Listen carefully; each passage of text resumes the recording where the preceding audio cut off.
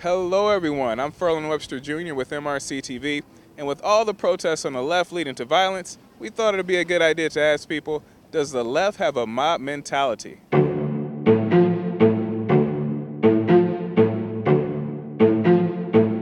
Now before we get started, let's take a look at the definition of the word mob. According to Merriam-Webster, a mob is a large and disorderly crowd of people, especially one bent on riotous or destructive action. Mob. Now, with that definition, I'm sure some of you are saying, of course the left has a mob mentality. Duh. But I still have to come out here and ask people what they think. Now let's see what they have to say. Mob. Do you think the left has a mob mentality? You know, I do. I think the left does have a mob mentality, but I also think the right does too. Well, it appears to me today that a lot of people on the left have a mob mentality. I mean, we see violence, a lot of violence in the streets, violence against people who have different opinions, and a lot of that, most of that to me seems to be coming more from the left than from the right. Do you think that the left has a mob mentality?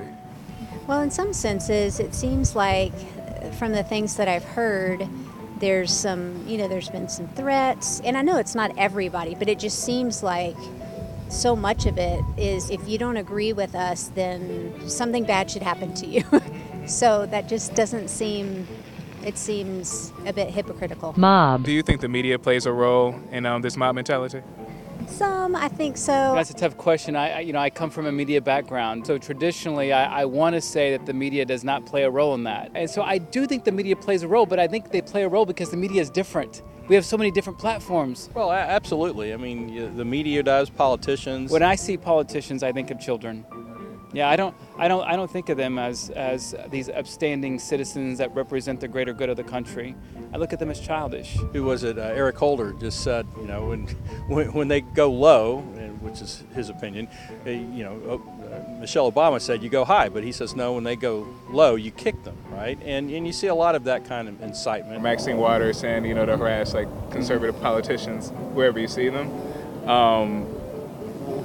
What the heck is going on? Well, it's funny you ask that. When I see stuff like that, I wonder what's going on. What caused us to go to that level, to have that type of mentality that if we don't get what we want, or if someone doesn't agree with us, that we're willing to stoop that low. And especially the Democratic leadership, where they say, they've been quoted as saying, we'll stop at nothing. We will do everything we can to not let Republicans be in leadership. And it's kind of scary to think, what does that mean they'll do anything?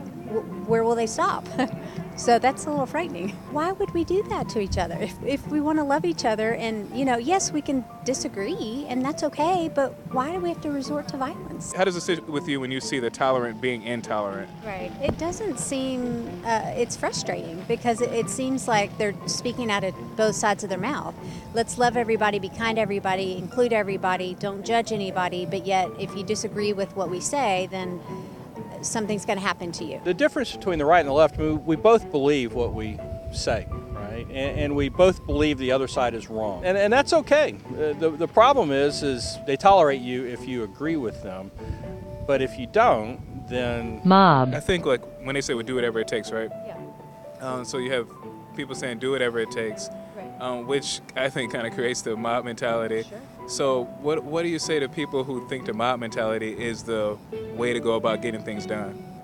Well, I don't think it is at all. I think the thing to do is go vote, is to go talk to your senators or your congressmen. That's the way we make change. I think that has to be the core of what the discussion is how does the system change to help us become better Americans, politicians, a better society, a better understanding of where we all come from and what we're all trying to achieve. Do you think the mob mentality is the way to bring about the change you're speaking of? Negative change. Okay. Yeah, because at the core of it, I think it just shows hate, and I think it shows and indicates division. At some point, is going to just continue to divide us as a people and as a country. Regardless of what label I am from a political standpoint, when either side does that, I'm ashamed. That's not the way we treat people. Well, the only way to get past the mob mentality is to get a new generation of people who have a different perspective. You brought up like a new generation that has a different perspective. But a lot of what I see, like in the media, is like it seems like a lot of the younger generations is getting involved in the mob type thinking. Is that dangerous?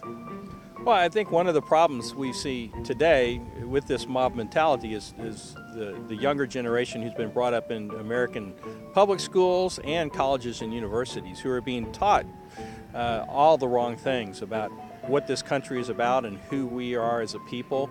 And that's going to take some time to undo. I think it's possible. I think we have a future ahead of us where we can get past this, but it's going to take some time, it's going to take some education, it's going to take changes in hearts to make that happen. Well, as you see, folks, people did see that there was a mob mentality, and some thought that both sides possessed it. Let us know what you think in the comment section. If you like this video, click that like button. If you don't like this video, then guess what? You probably have the mob mentality. Follow us on Twitter, like us on Facebook, and subscribe to our YouTube channel. Out on the street for MRC-TV, I'm Ferlon Webster Jr. Mob.